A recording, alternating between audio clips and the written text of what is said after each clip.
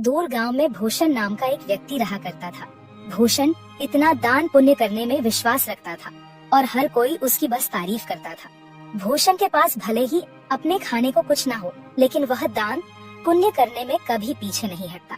एक रोज सुबह सुबह भूषण खाना बनाकर जैसे ही खाने बैठा, उसके दरवाजे पर एक साधु का आना होता है। कुछ खाने को दे दो बेटा, कल से भूखा हूँ, कुछ खाया पिया ही नहीं है और अब तो चला भी नहीं जा रहा। अरे साधु जी, आप अंदर आइए और मेरे साथ बैठ के खाना खा लीजिए। अरे इतने खाने से मेरा पेट नहीं भरने वाला। कोई बात नहीं, मैं आगे मांग कर खा लूंगा। तुम खाना खाने बैठे हो तो खा लो बेटा। अच्छा साधु जी, यह खाना आप ही खा लीजिए, मैं भूखा रह लूंगा क्योंकि रात में मैंने खाना खाया था। इतना कहकर भूषण अपनी थाली उस साधु जी की तरफ बढ़ा देता है। साधु जी भी खाना देखकर दोनों हाथों से जल्दी जल्दी खाने लगता है और खाना खाने के बाद साधु जी भूषण को ढेर सारा आशीर्वाद देते हुए कहते हैं, भगवान तुम्हें हमेशा खुश रखे बेटा, तुमने अपने हिस्से का खाना मुझे खिलाया है। आजकल ऐसे दानवीर लोग मिलते ही कहाँ हैं।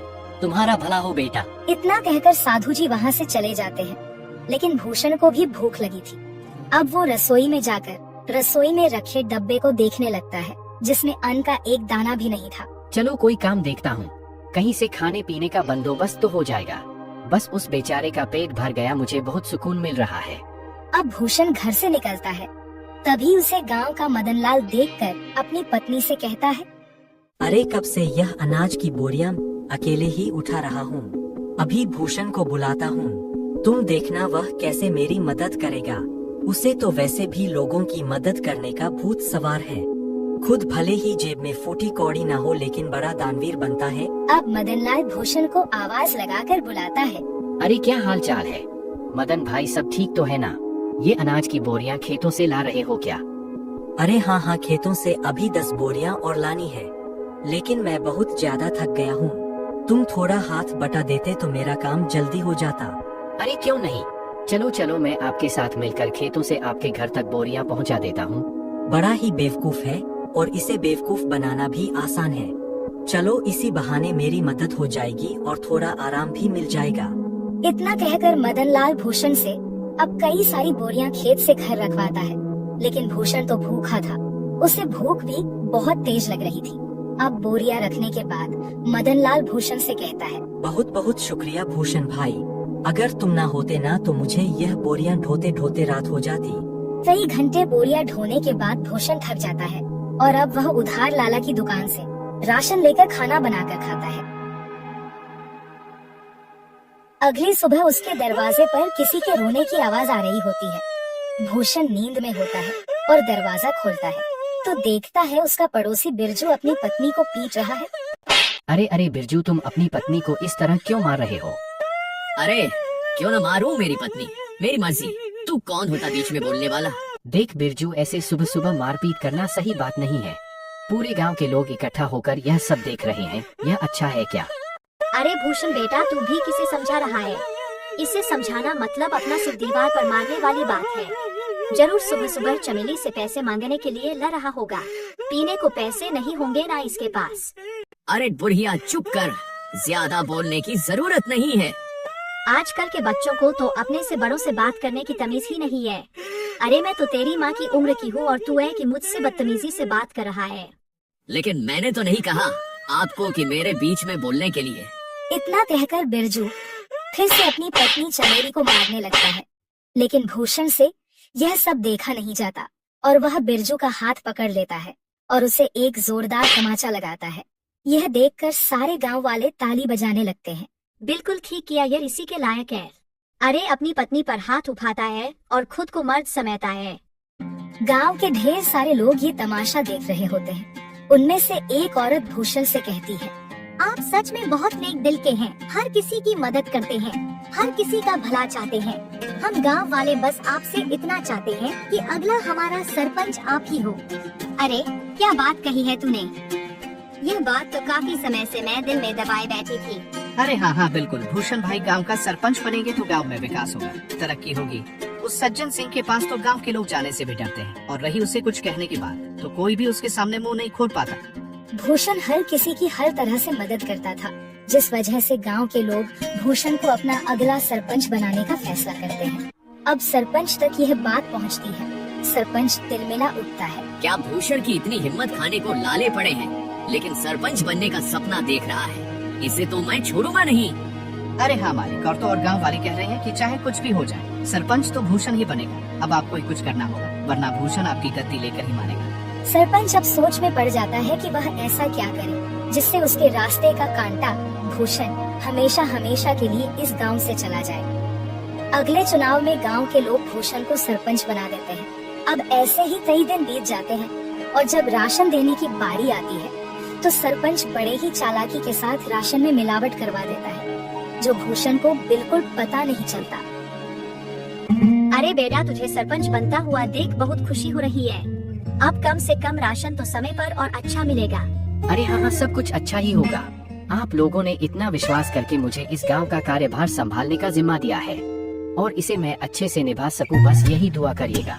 हाँ, अब गांव में विकास और तरक्की आने से कोई नहीं रोक सकता। गांव में राशन बांटने के बाद सभी खुश थे कि उन्हें पहली बार पूरा राशन मिला है, वरना सरपंच सज्जन सिंह तो आधे से ज्यादा राशन काट लिया करता है।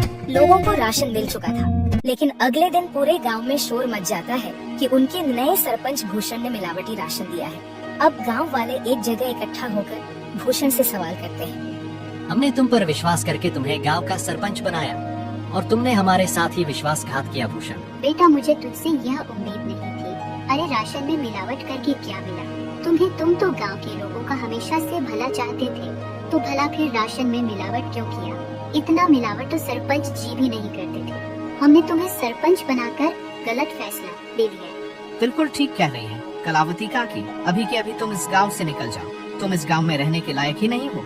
ये सारी बातें चल ही रही होती है कि तभी वहाँ सरपंच आ जाता है। अरे हाँ, इसे अभी के अभी गांव से निकाल दिया जाए। इस पर विश्वास करके तो हमने बहुत बड़ी गलती कर दी है।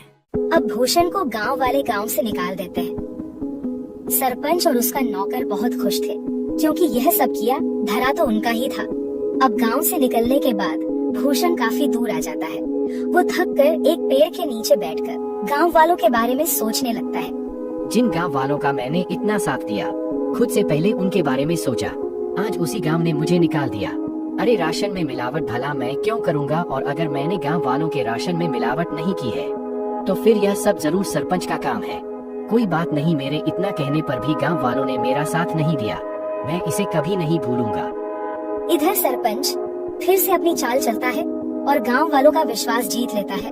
गांव वाले एक बार फिर सरपंच सज्जन सिंह को अपना सरपंच मानने के लिए मजबूर होते हैं, क्योंकि उन्हें भूषण भी धोखेबाज लगता है। ऐसे ही धीरे धीरे महीना बीत जाता है और भूषण का कहीं अता पता ही नहीं था।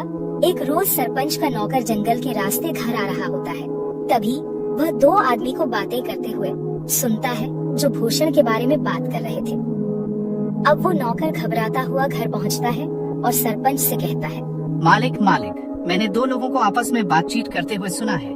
वो दोनों भूषण के बारे में बात कर रहे थे। वो जंगल में जो झोपड़ी है ना, उसी में भूषण आत्महत्या कर लिया है, और यह करीब एक सप्ताह पहले की बात है। क्या इसका मतलब मेरे रास्ते का कांटा अब हमेशा हमेशा हमेशा के लिए मेरे रास्ते से हट गया है? चलो अच्छा है। और तो और मालिक, यह बात तो गांव वाले भी जानते हैं। न जाने उन तक यह बात किसने पहुंचाई। हो सकता है उन्हीं लोगों ने पहुंचाई हो जो बात कर रहे थे। अरे गांव वाले बहुत ही मतलबी हैं। भूषण ने गांव वालों का कितना साथ दिया, और गांव वाले भी यही कहेंगे कि भूषण ने शर्म के मारे आत्महत्या कर ली। गांव वालों के साथ साथ सरपंच को भी अब पूरा यकीन हो गया था कि भूषण ने आत्महत्या कर ली है। लेकिन कुछ दिनों बाद भूषण सरपंच के दरवाजे पर पहुंचता है। शाम का समय था, चारों तरफ अंधेरा छा रहा था। सरपंच अपने नौकर को आवाज लगाकर कहता है, अरे सामने देख, जरा कोई खड़ा है क्या? मुझे तो ऐसा लग रहा है कि सामने भूषण है, मतलब भूषण का भूत। मालिक, ये भूषण का भूत ही लगता है। ये आपसे बदला लेने आया है। मैं तो चला यहाँ से, मुझे भरी जवानी में नहीं मरना। मेरे 4 बच्चे हैं और 2 बीवी है। सरपंच का नौकर इतना कहकर वहाँ से दुम दबाकर भाग निकलता है। भूषण जैसे जैसे आगे बढ़ रहा था, सरपंच पसीने से तरबतर हो रहा था। वहीं रुक जा भूषण का भूत, तुझे क्या चाहिए? मैं तुझे सब कुछ देने के लिए तैयार हूँ, अपना घर, जमीन, पैसा, लेकिन मुझे मारना मत। मैं तुम्हें नहीं छोड़ूंगा। तुमने मुझे बदनाम किया है। अब तुम यह सच गांव वालों के साथ सामने बोलोगे, वरना मैं तुम्हें मार डालूंगा। अरे हाँ, मैं गांव वालों के सामने सच को बोलने के लिए तैयार हूँ, लेकिन मुझे मारना मत। अब सरपंच रात के समय ही गांव वालों को इकट्ठा करके सबके सामने सच को बोलता है कि उस दिन राशन में मिलावट उसने और उसकी नौकरनी की थी। आप लोग भले ही मुझे भूत समझ रहे हो, लेकिन मैंने अपने आत्महत्या की खबर झूठी फैलाई थी ताकि मैं चोर को पकड़ सकूं, और चोर आप सभी के सामने है। मैंने हमेशा लोगों का भला किया, तभी तो आप लोगों ने मुझे इतने सम्मान और प्यार के साथ दानवीर कहा। भाई मुझसे गलती हो गई, मुझे माफ कर दो, मैं तुम्हारे आगे हाथ जोड़ता हूँ। अब उसी वक्त गांव वाली सरपंच को गांव से निकालकर सरपंच की जगह भूषण को गांव का सरपंच बनाते हैं और भूषण से माफी मांगते हैं कि वह सरपंच की बातों में आ गए थे और उन्होंने बिना सोचे समझे उसे गांव से निकाल दिया था।